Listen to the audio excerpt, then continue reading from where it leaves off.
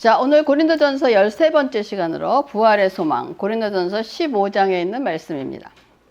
여러분, 기독교 절기 중에서 중요한 절기를 뽑으라고 하면 여러분 무슨 절기를 뽑으실 수 있겠습니까? 응? 부활절?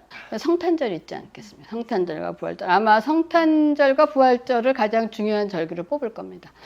근데 이제 성탄절은 예수 그리스도가 탄생한 절기지만은 정확하게 그 날짜에 탄생하신 것은 아닙니다. 그러나 부활절은 정확하게 실제적인 그 날에 이루어진 사건이기도 합니다. 그래서 팔레스타인에서 6월절은 성전에서 추수의 첫 열매를 드려지는 때였고 또 출애굽을 기념하는 아주 대단한 역사적인 절기입니다. 지금도 유대인들은 6월절을 아주 열심히 홀리하게 지내고 있습니다. 그래서 그 당시에는 이제 여러 지역에서 흩어져 있던 유대인 남자들이 6월절을 지키기 위해서 예루살렘 성전으로 모여들기도 하던 때였습니다. 그래서 부활절은 여러분 계절적으로 마치 세상의 모든 만물들이 긴 겨울잠을 깨고 기지개를 켜면서 눈을 뜨고 일어나는 그런 파릇파릇한 그런 봄이기도 합니다. 그래서 봄이 오면 마치 죽은 것 같이 보이던 나무들이 파릇파릇한 싹이 나오는 걸 보면서 우리들은 다시 한번 생명력에 감탄하고 합니다. 그래서 이런 생명의 신비함을 보면서 부활절은 계절적으로도 우리에게 죽음은 결코 영원한 것이 아니라는 소망을 일깨워 주기도 합니다. 그러나 교회 다니는 분들 중에서 예수 그리스도의 탄생에 대해서 의혹을 품는 것보다는 부활에 대한 확신이 없는 분들이 더 많은 것 같습니다. 성탄은 그런대로 예수의 탄생을 했는데 부활에 대해서는 잘 못 믿겠다라고 얘기하는 분도 있어요. 그래서 물론 여러분 성탄과 부활 중에 어느 것이 더 중요하다고 묻는 것은 좀 어리석은 질문입니다. 그러나 더 중요한 것이 무엇이냐는 질문에 답을 한다면 여러분은 성탄과 부활 어느 것이 더 중요한 거라고 대답하겠습니까? 부활입니다. 여러분들이 부활이라고 대답했는데 왜 부활인지를 이제 설교를 들으면서 정리하시기 바랍니다. 여러분, 성탄은 부활이 있기 위한 절대적인 필요 과정입니다. 성탄이 의미하는 것은 뭡니까? 십자가입니다. 그렇죠? 예수님이 이 땅에 오셔서 죽으셔야 되는 십자가의 존재 이유는 부활이 있어야만 설명이 가능합니다. 우리가 십자가를 설명하기 위해서는 부활이 전제돼야지만 가능하다는 거예요. 여러분, 만약 부활이 없으면 우리는 복음이라는 이름으로 전파할 내용이 없습니다. 그러므로 부활은 우리 소망 중에서 가장 위대하며 반드시 품어야 할 소망입니다. 우리는 지금 이 땅에서 부활 생명을 덧입고 부활의 소망을 품고 살아가고 있습니다. 우리의 영원한 집이 천국이라는 것을 여러분 믿으십니까? 여러분이 돌아갈 집이 영원한 집이 천국이라는 것을 우리 찬호도 믿습니다. 아멘. 그것은 그 믿을 수 있는 것은 부활에 대한 소망과 믿음이 있기 때문에 천국에 대한 소망을 가질 수 있는 것입니다. 물론 예수님 재림하실 때 육신의 죽음을 통과하지 않고 부활을 맛보는 복된 성도들도 있지만 일단 부활은 우리 육신의 죽음의 관문을 통과하지 않고는 일어날 수 없기 때문에 아마도 많은 교인들이 믿기가 힘든 것이 아닐까 그런 생각을 합니다. 그러나 여러분, 우리가 하나님의 말씀을 믿고 신뢰하는 이유가 우리가 모두 경험했기 때문에 믿을 수 있는 것입니까? 아닙니다. 그렇죠? 그럼에도 불구하고 고린도 교회 성도들 중에는 부활에 대한 잘못된 이해 또는 믿지 못하는 현상이 있었습니다. 그래서 고린도전서 15장 12절에 그리스도께서 죽은 자 가운데서 다시 살아나셨다 전파되었거늘 너희 중에서 어떤 사람들은 어찌하여 죽은 자 가운데서 부활이 없다 하느냐라고 하고 있습니다. 그러므로 바울은 지금 15장에서 부활에 대한 말씀을 나누고 있어요. 그래서 먼저 우리들은 바울 서신을 통해서 바울이 부활에 대하여 복음이 제시하는 그런 사실들, 팩트를 한번 살펴보겠습니다. 고린도전서 15장 3절에 내가 받은 것을 먼저 너희에게 전하였노니 이는 성경대로 그리스도께서 우리 죄를 위하여 죽으시고 바울은 고린도 교회 성도들에게 내가 받은 것을 먼저 너희에게 전하였다. 그래서 먼저라고 했던 것이 뭐냐? As of first importance라고 그랬어요. 이거는 순서적으로 얘기하는 것이 아니고 가장 중요한 거를 먼저 정했다는 거예요. 그래서 가장 중요하게 전한 내용은 예수 그리스도의 죽음과 부활에 대한 것이었습니다. 이러한 사실은 복음을 전파하는 사람들에게 굉장히 중요한 교훈이에요. 즉 복음의 핵심은 여러분 예수 그리스도의 죽음과 부활이라는 것입니다. 이것이 복음의 근본이며 가장 중요하고 초자연적인 위대한 사실이라는 거예요. 그래서 그리스도께서 우리 죄를 위하여 죽으시고 라고 한 것은 예수 그리스도의 죽음에 관한 것으로 그리스도께서 인간의 죄를 위한 속죄의 희생물이 제물로 죽었음을 의미하는 것 외에는 다른 것이 없습니다. 그렇죠? 우리 죄를 위하여 죽었다는 의미는 그리스도께서 우리를 위해 죄의 징벌을 담당하셨다. 의미가 아니면 무엇이겠습니까? 그렇죠? 우리의 죄를 위해서 죽으셨다는 것입니다. 그러면 복음은 예수 그리스도가 우리의 죄를 담당하시고 죽은 것으로 끝나는 것입니까? 이것이 끝이 아니라 여러분, 복음은 십자가 죽음에서 시작이 된다는 거예요. 그래서 어쩌면 예수님이 십자가에서 돌아가실 때 뭐라 그랬어요? 다 이루었다. It is finished 라고 얘기했잖아. 그러면 It is finish라는 것은 예수님의 어떠한 그 구원 사역을 위한 모든 것을 다 마쳤다라는 의미도 있지만 여러분 또 한편으로는 어떤 의미가 부여될까요? 여러분들이 어떤 일을 하기 위해서 준비 작업을 하잖아요. 그렇죠? 뭐 어떤 일을 하기 위해서 준비 작업을 하고 난 다음에 준비 작업을 끝나고 야, 다 됐다. 준비 작업이 다 끝났다. 한때 끝났다 그랬을 때 여러분의 마음속에는 무슨 마음이 듭니까? 아, 이제 내가 진짜 하려고 하는 일을 시작할 수 있다. 그러거든요. 그렇죠? 어떤 일을 위해서 베이직 준비 작업을 다 끝내고 난 다음에 와, 다 됐어. 라고 하는 거는 이제 내가 하고자 하는 일을 이제 할 수 있다. 이런 그런 마음이 있지 않습니까? 그러니까 어쩌면 예수님이 It is finished 그러면 모든 것을 이루었다. 다 됐지만은 이제부터는 근데 마귀들이 진짜 끝난 줄 알았잖아요. 그래서 마귀들이 좋아했잖아요. 근데 예수님의 It is finished에 속한 얘기는 이제부터 시작이다 하는 그런 뜻입니다. 그래서 고린도전서 15장 4절에 장사 지낸 바 되어졌다가 성경대로 사흘 만에 다시 살아나사 라고 얘기해요. 그러니까 십자가의 죽으심에서 시작된 것이 바로 뭐냐? 성경대로 다시 살아나신 부활 사건이라는 거예요. 그러므로 여러분 성경대로 다시 살아나심이 없다면 그리스도의 죽음은 우리에게 아무런 의미가 없습니다. 예를 들면 타 종교의 지도자들도 아무리 인간적으로 훌륭해도 어느 시점에는 모두 다 죽었습니다. 그럼 그들의 죽음이 그들을 따르던 사람에게는 어떤 의미가 있습니까? 우리 지도자도 죽는다? 그러니까 나도 죽는다? 여러분 죽는 거 모르는 사람이 어디 있어요? 뭐 그것이 어떤 영향을 주거나 어떤 끼치는 것이 없지 않습니까? 아무리 훌륭해도 그 사람이 죽은 것은 나에겐 아무런 효력이 없다는 거예요. 유익이 없다는 겁니다. 만일 예수님의 제자들이 부활이 없는 십자가만 이야기 가지고 나갔다면 어떻게 됐을까요? 예수가 여러분을 위해서 죽으셨다. 끝? 그래서 어쩌란 말이야. 그럼 예수도 죽고 나도 죽고. 그럼 타 종교하고 다를 것이 뭐가 있습니까? 그렇죠? 그러나 기독교는 죽음으로 끝나는 것이 아니라 죽음으로부터 시작해서 부활 영생을 통하여 영원한 천국으로 우리를 인도한다는 것이 복음의 핵심입니다. 이것이 인간의 죄로 인한 죽음 문제를 해결하는 유일한 길입니다. 여러분 고린도서신은 사복음서보다 훨씬 먼저 쓰여진 것이라는 것에 대해서는 반론을 제기하는 학자들이 없습니다. 성경 순서에는 사복음서가 나오고 뭐 사도행전 나오고 그렇게 나와서 순서대로가 아니고 사복음서보다도 고린도전서 후서가 서신이 훨씬 더 먼저 쓰여진 거죠. 이 서신은 십자가 사건 이후 한 25년 지난 후에 쓰여진 것인데 이 서신을 통해서 그 당시 교회가 보편적으로 선포한 메시지의 내용은 바로 뭐냐면 예수 그리스도의 부활에 대한 것을 우리가 알 수 있습니다. 여러분 부활에 대한 믿음이 보편화된 것이 고린도 교회가 부활에 대한 믿음은 어디서 왔을까요? 고린도 교회에서부터 부활에 대한 믿음이 시작했을까요? 그 훨씬 이전부터 부활에 대한 믿음이 보편화되기 시작했을 거예요. 그 훨씬 전이 언제 있을까요? 언제부터 이 부활에 대한 복음이 퍼져나가기 시작했을까요?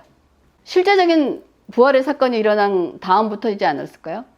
예수님이 십자가에 돌아가시고 텅 빈 무덤이 있었고 부활하신 예수님을 보고 그 부활하신 예수님이 승천하시고 약속하셨잖아. 내가 간 다음에 뭘 보내주겠다? 성령을 보내주겠다. 그래서 마가의 다락방에서 성령 사건이 그 다음부터 부활에 대한 걸 직접 봤다. 그 다음부터 부활에 대한 믿음이 퍼져나가기 시작했다는 것입니다. 그래서 고린도전서 15장 6절에 그 후에 500여 형제들에게 일시 보이셨나니 이거가 무슨 사건입니까? 예수님이 부활하셔서 마가의 다락방에서 기다리라 했잖아. 보이셨나니 그 중에 지금까지 대다수는 살아있고 어떤 사람은 잠들었다라고 얘기하고 있습니다. 그래서 이들의 증언과 증인의 삶을 통하여 부활에 대한 믿음이 퍼져나가기 시작한 것입니다. 만일 예수 그리스도가 죽은 자 가운데서 다시 살아나셨다는 믿음이 예수 그리스도의 죽음 직후에 생기지 않았다면 여러분 교회의 존재가 가능했을까요? 교회가 존재 가능하지 않았을 것입니다. 이런 부활에 대한 믿음이 없었다면 여러분 예수를 따르던 많은 제자들과 사람들은 어떻게 됐을까요? 다 뿔뿔이 헤어졌을 것입니다. 그렇게 따르던 리더가 죽고 난 다음에 일어난 일이 아무것도 없으니 이제는 제자들이 어떻게 했어요? 고향으로 돌아가서 내가 원래 하던 일을 해야겠다. 고기 잡아야 되겠다. 뭐 이런 일이 벌어지지 않았습니까? 그러나 부활하신 예수님을 직접 보고 만졌던 사람들이 어떻게 됐어요? 성령을 받자 예수님의 제자들과 성도들은 복음을 담대히 전하기 시작했고 복음을 위해서 기꺼이 목숨도 버리는 사건이 일어났습니다. 이 사실을 그대로 보여준 것이 무엇입니까? 사도행전이지 않습니까? 우리가 잘 알고 있는 베드로 성령을 받고 난 다음에 어떻게 됐어요? 막 그가 복음을 전하자 그날 회개하고 돌아오는 사람이 막 3천, 5천이었어요. 그리고 성전 미문 앞에 앉아있는 날 때부터 안진뱅이한테 뭐라고 합니까? 내가 내게 줄 것은 금과 은은 없지만 나사렛 예수 그리스도 이름으로 명하노니 일어나 걸어라. 그러니까 어떻게 됐어요? 걸었습니다. 또 얼마나 베드로가 겁이 많았습니까? 예수님이 잡히시던 그 궁전에서 정원에서 조그만 여자가 너지? 그랬더니 아니다라고 하던 그런 겁쟁이가 복음을 전하다가 감옥에 잡히니까 무서워 떨기커녕은 어떻게 했어요? 뭐 잠을 자는 그런 담대함을 보였던 것이 그 베드로였습니다.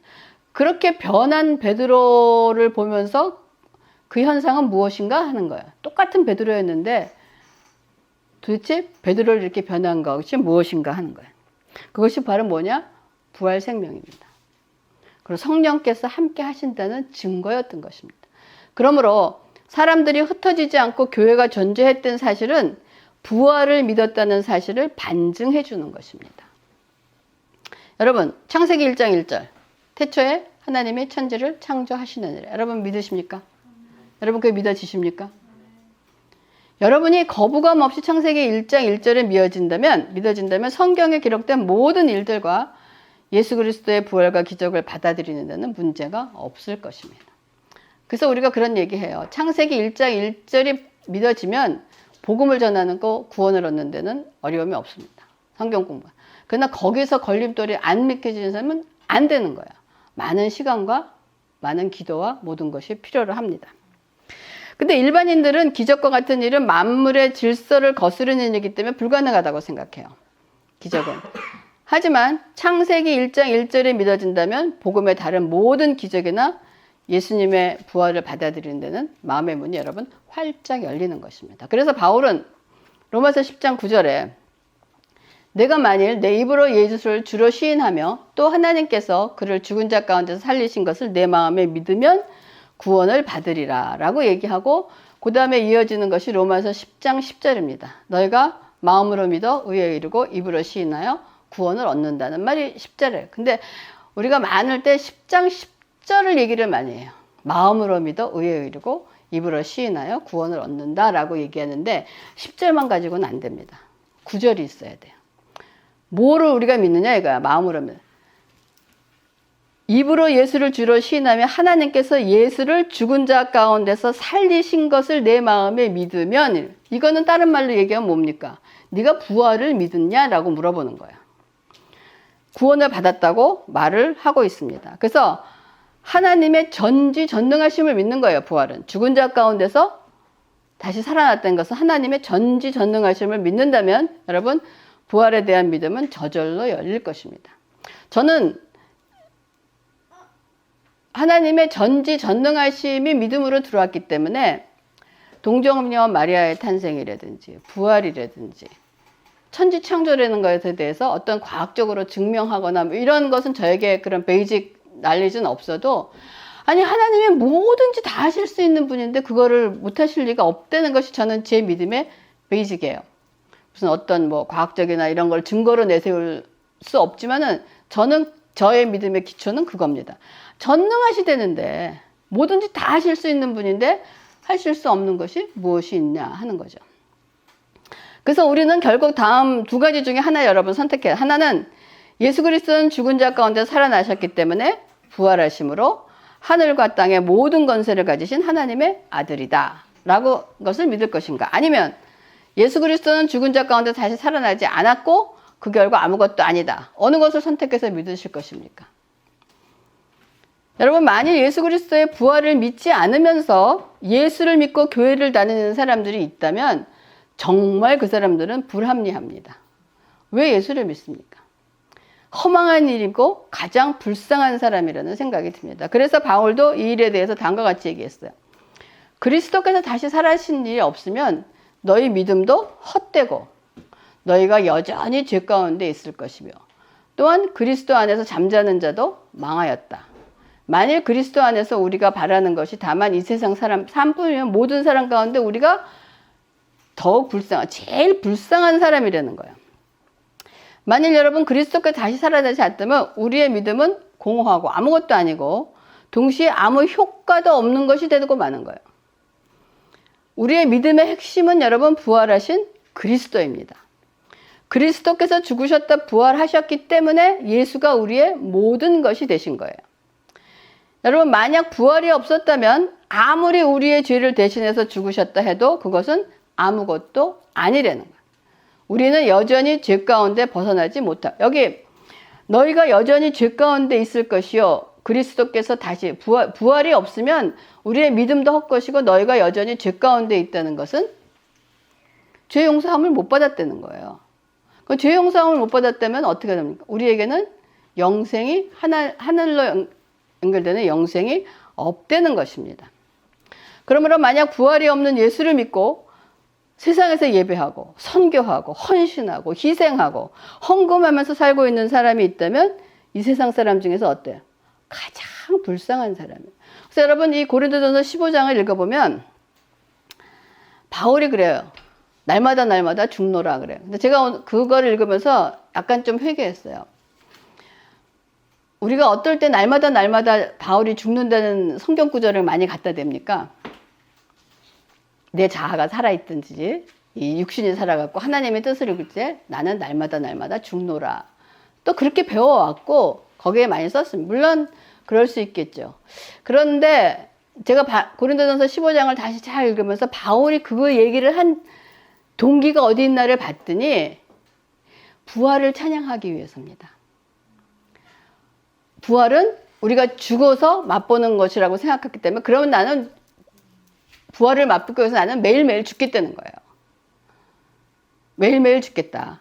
근데 만약에 그렇지 않고 부활이 없다 그러면은 내가 내일 죽을 거면은 그냥 오늘 먹고 마시자라고 살게 돼요. 부활이 없다는. 그러니까 부활을 그만큼 강조하고 기쁨을 하기 위해서 나는 날마다 죽겠다라고 얘기한 그런 부활에 대한 감격의 표현이었다는 것을 다시 한번 보면서 우리가 성경의 한 구절을 딱 갖고 가고 전하는 것이 굉장히 위험하다. 맞을 수도 있지만은 틀릴 수도 있기 때문에 우리가 전체적인 성경을 읽어가면서 그 안에서 그 뜻을 올바르고 헤아리는 것이 굉장히 중요하다는 것을 다시 한번 제가 깨달았습니다. 그러므로 여러분, 부활이 없이는 죽은 그리스도라면은 그리스도를 믿어야 할 이유가 없어요. 부활이 없고 십자가에서 죽으신 그리스도는 믿어야 할 이유가 아무것도 없다는 겁니다. 그리스도의 부활이 없으면 우리의 구원도 없습니다. 구원은 그의 예수 그리스도의 부활이 있기 때문에 가능하고, 부활은 또한 우리에게 죽음에 대한 두려움을 한 방에 날려주는 것입니다. 왜냐하면 예수 그리스도께서 죽으심으로 인해 사망이 사망을 당하였기 때문입니다. 그래서 고린도전서 15장 20절과 23절에 그러나 이제 그리스도께서 죽은 자 가운데서 다시 살아나사 잠자는 자들의 첫 열매가 되셨도다. 그러나 각각 자기 차례대로 되리니 먼저는 첫 열매인 그리스도요, 다음에는 그가 강림하실 때 그리스도에게 속한 자요 라고 얘기하고 있습니다. 그래서 예수 그리스도께서 죽으시고 부활해서 잠자는 자들의 첫 번째 열매가 되신 것은 우리들이 예수 믿는 자들이 죽고 난 다음에 그 다음에 부활하고 영생을 이렇게 얻는 거다라고 첫 번째 샘플로 부분으로 보여주신 거예요. 그러고 난 다음에 예수님을 따라 예수께서 재림하실 때 그리스도께서 속한 자들이 부활체로 나타날 것이라 라고 얘기하고 있습니다. 그래서 우리는 여러분 이거를 보면서 언제나 승리의 노래를 부를 수가 있습니다. 그 승리의 노래가 뭐냐? 고린도전서 15장 55절 57절입니다. 제가 이거 읽으면서 약간 여러분 좀 알아듣기 쉽게 우리말로 한번 써서 얘기해 볼게요.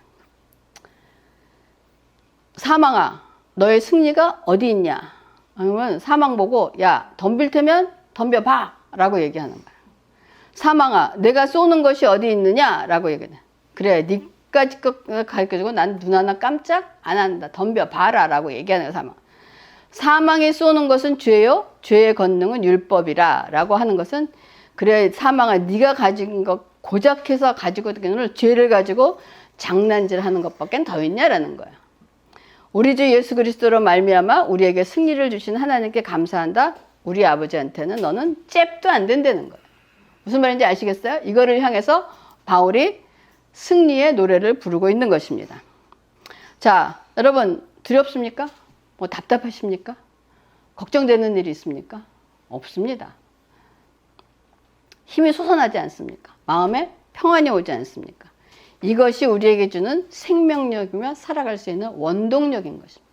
이것이 부활 생명이라는 거예요. 그래서 예수께서 부활하신 후 이 땅의 제자들과 함께 계시다가 어떻게 하셨습니까? 우리가 이거를 어센션, 승천이라고 합니다. 승천하셨는데 승천의 의미가 뭡니까? 부활할 때는 증거를 내주는, 반증해 주는 거. 부활의 결과로 승천할 수, 아무나 승천하는 거 아니에요. 부활했기 때문에 승천하니까 승천했다는 것은 뭐냐? 곧 부활했다는 것을 반증해 주는 것입니다. 그러니까 우리도 예수님처럼 부활해서 승천해서 하나님 보좌로 갈 수 있다는 것을 보여주고 우리에게 그것을 통해서 믿음으로 다가오는 것입니다. 그렇기 때문에 우리의 삶 속에 미래를 바라보는 모든 중심에 주님의 재림이 놓여 있지 않는 한 우리의 믿음은 온전한 믿음이 되지 못합니다. 주님의 재림은 잠자던 모든 그리스도인들의 영혼들이 뭐냐? 부활을 입는 순간이라. 그러니까 예수님의 재림은 우리에게 뭐냐? 부활을 상징하고 부활을 기다리고 부활이 정말 때가 돼서 온전한 부활로 이루어지는 때를 맞이하기 때문에 우리가 예수님의 재림이 우리의 믿음의 소망이 되어야 되고 중심에 놓여야 된다는 것입니다. 그래서 주님이 돌아오실 때는 우리도 그와 함께 영광 가운데 나타나게 될 것이라는 거예요. 그러므로 부활하신 그리스도를 믿는 믿음 위에 굳게 서 있는 자들에게는 세상의 모든 염려, 근심, 두려움이 걸림돌이 되지 않는다는 거예요. 그리고 그것뿐만 아니라 죽음도 더 이상 우리를 어떻게 하지 못할 것입니다. 그래서 고린도전서 15장 6절에 다시 그 후 500의 형제들에게 일시에 보이셨나니 그 중에 지금까지 대다수는 어떻게 살아있고 어떤 사람은 잠들었으며 라고 지금 표현하고 있어요. 여러분 부활이 우리에게 강력한 소망과 힘을 주는 것은 죽음에 대한 극복이기 때문입니다. 바울은 승천하신 후 대략 한 25년이 지난 후에 말하기를 부활하신 예수를 보았던 500여 명 중에 대다수는 살아있고 are still living이라고 되어 있어요. 어떤 사람은 잠들었다라고 되겠어. have fallen asleep이라고 얘기하고 있습니다.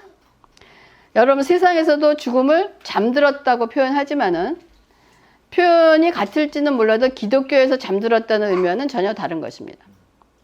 기독교는 죽음을 잠자는 것으로 표현하는 핵심적인 이유는 언젠가 반드시 깨어난다는 것을 전제를 하고 있지만 세상의 표현은 영혼이 깨지 않는 잠으로 묘사되기 때문에 반대의 의미를 가지고 있는 것입니다. 여러분 그리스도인의 죽음을 예수 그리스도의 부활을 믿는 믿음의 렌즈를 통해서 본다면 그리스도인의 죽음이 무엇일까? 렌즈를 통해서 본다면 죽음의 의미는 첫째, 잠들었다는 것입니다. 그럼 잠들었다는 것은 어떤 사람의 자아가 단지 안식에 들어갔다는 거예요. 우리가 잠을 자면 좀 평안해지지 않습니까? 자고. 다만 주위의 의식으로부터 분리된 것을 묘사한. 우리가 잠잘 때는 세상에 있던 일들 잠시 분리가 되고 잠자면서도 일하는 사람이 있어요? 없잖아요. 그것처럼 분리됐다는 것을 묘사. 그러니까 성경에서 죽음이란 하나님과의 관계의 단절의 의미로 사용되고 성도의 죽음에는 사용되지 않았다는 것을 여러분 주목할 필요가 있는 거예요. 그래서 심지어 성경에 돌에 맞아 피투성이가 되어 죽어가는 스데반조차도 뭐라고 표현합니까? 그가 이 말을 하고 자니라. 스데반의 죽음도 잔다라고 표현을 하고 있다는 거예요.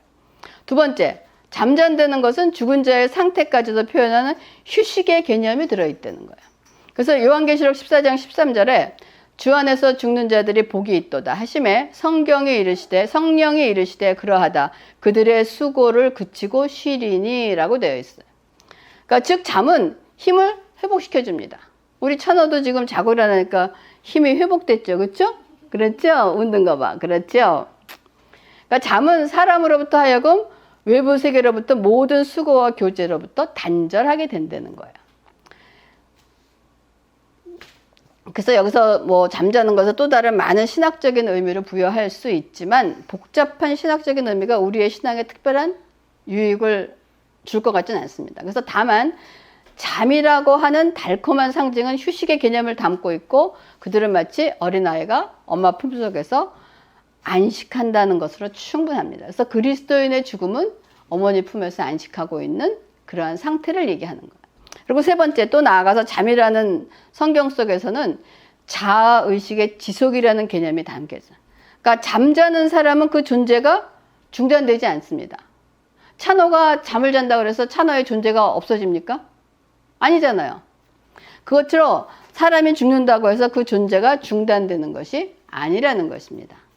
마지막으로 잠이라는 상징 속에는 깨어난다는 개념이 포함되어 있다는 것입니다. 이와 같이 잠이라는 은유 속에는 안식과 휴식, 자의식의 지속과 깨어남의 개념이 포함되고 있다는 것이 그리스도인의 죽음에 대한 우리의 이해입니다. 여러분은 바울이 전파한 복음, 성경대로 그리스도께서 우리 죄를 위하여 죽으시고 장사 지낸 바 되셨다가 성경대로 사흘 만에 다시 살아나셨다는 복음을 굳게 잡고 계십니까? 아멘입니다. 이것이 복음의 핵심입니다. 근데 저도 이 설교를 준비하면서 저를 돌아보니까 십자가의 복음에 대해서는 굉장히 많이 전하고 가르쳤는데 십자가만큼 부활에 대한 언급이 적었다 하는 생각을 하게 되더라고요. 근데 가만히 보면 부활에 대한 걸 전한 거를 적게 전한 것도 아니더라고요. 왜? 우리가 부활 그러면 그냥 다시 태어나는, 다시 영생을 얻고 천국에 가는 것만 생각을 하는데 부활에 대한 많은 설교하고 부활과 연결되어 있는 성경 단어와 성경의 어떤 의미가 있다면 여러분 부활하고 연결시키고 싶은 것이 뭐가 있겠습니까? 영생? 영생보다 응? 십자가 죽음? 십자가 말고 부활과. 여러분 우리가 성령에 대해서 얼마나 많은 일을 하고 있습니까? 결국 성령을 가만히 생각해 보면 성령이 오신 것은 무엇을 상징하느냐? 부활했다는 것을 증명하는 거예요. 그래서 우리가 성령에 대한 많은 설교를 하고 성령에 대한 것을 했다는 것은 결국 우리가 그 성령은 부활 생명이며 부활을 전제로 했기 때문에 우리가 성령을 받을 수 있었다는 거예요. 그렇기 때문에 성령에 대한 많은 이야기가 결국은 우리를 부활과 연결된 것이란 그런 생각도 합니다. 그래서 여러분이 견고하게 붙잡아주는 근본적인 그 토대가 뭐냐? 첫째, 그리스도의 탄생입니다. 그렇죠? 그러고 난 다음에 그리스도의 탄생이 있은 다음에 그 다음에 무슨 사건이 있습니까? 십자가 사건이 있습니다. 십자가 사건이 있은 다음에 무슨 사건이 있습니까? 부활입니다. 부활 사건이 있은 다음에 뭐 있습니까? 부활한 다음에 승천 사건이 있습니다. 승천하시고 난 다음에 뭐가 있습니까? 성령 강림이 있습니다. 성령 강림하고 난 다음에는 뭐가 있습니까? 그 다음에 우리가 기다리는 사건이, 여기까지는 지금 다 맞았어요. 그럼 그 다음에 기다리는 사건이 뭐 있습니까? 재림입니다. 그래서 예수님의 재림을 기다리는 것이 우리가 부활 생명으로 기다리는 거야. 재림 있고 난 다음에 무슨 일이 있겠어요? 영원한 심판인 멸망이 있습니다. 영원한 세상의 멸망이지만 우리는 영원한 천국으로 인도된, 이것이 복음의 핵심이에요. 그렇기 때문에 우리가 지금 모든 것을 이루면서 준비 작업을 다 했어요. 그렇죠? 어디까지 다 했냐? 성령 강림까지 우리가 다 준비하고 지금 뭘 기다리고 있냐? 재림을 기다리는 신앙이라면, 우리가 이 시대를 살아가는 그리스도인이라면 우리 신앙 속에 무엇이 중점이 되어야 되고 무엇에 초점을 맞춰야 된다는 것을 여러분 이해할 수 있을 줄 믿습니다. 여러분, 그리스도의 부활을 믿는 것이 우리 자신의 부활에 대한 소망의 확신, 그리스도의 부활은 곧 우리의 부활입니다. 우리도 부활한다는 거예요. 그래서 그리스도의 부활에 대한 믿음은 인간의 또한 죽음에 대한 전체적인 관점을 바꾸는 능력을 가지고 있습니다. 그리스도인의 죽음이 안타까운 것은 이 땅에서 우리가 함께 했을 때 그거를 함시 나누지 못하고 보지 못한다는 것입니다. 그것이 조금 안타까운 뿐이지 우리 그리스도인의 죽음은 더 이상 우리에게 두려움이 되거나 어떤 절망이 되는 것은 아니라는 것입니다. 그러면 부활하신 그리스도께서 우리에게 베푸시는 영광스러운 일이 무엇인가? 바울은 빌립보서 3장 21절에 그는 만물을 자기에게 복종하게 하실 자의 역사로 우리의 낮은 몸을 자기의 영광의 몸의 형태와 같이 변하게 하시리라 라고 얘기하고 있습니다. 우리의 몸까지도 그의 영광의 몸의 형상으로 바꿔준다. 이것이 이제 우리가 체험해보지 못하는 부활체입니다. 어떻게 만들어질지는 우리는 아직 모르고 있어요. 근데 바울이 뭐라고 여기서 표현을 했냐면은 하늘에 속한 이의 형상이라고 고린도전서에 표현하고 있어요. The image of the heavenly man이라고. 그러니까 정확하게는 우리가 어떤 것을 될지 모르지만 우리가 하늘에 속한 사람들의 어떤 형태로 우리가 나타날 것이다 라고 얘기합니다. 많은 세상 사람들은 죽음은 모든 것의 끝이라고 말합니다. 그러나 그리스도 안에 있는 사람들에게 죽음은 잠자는 것으로 끝나는 것이 아니라 영원한 생명의 하나님 나라로 들어가는 영광의 문이라는 것이고 축복의 문이라는 것입니다. 그러므로 바울은 고린도전서 15장을 단순하고도 실제적인 훈계로 마무리합니다. 부활에 대한 것을 가리키면서 어떻게 가리키느냐? 우리 57절과 58절을 다 같이 한 목소리로 읽겠습니다.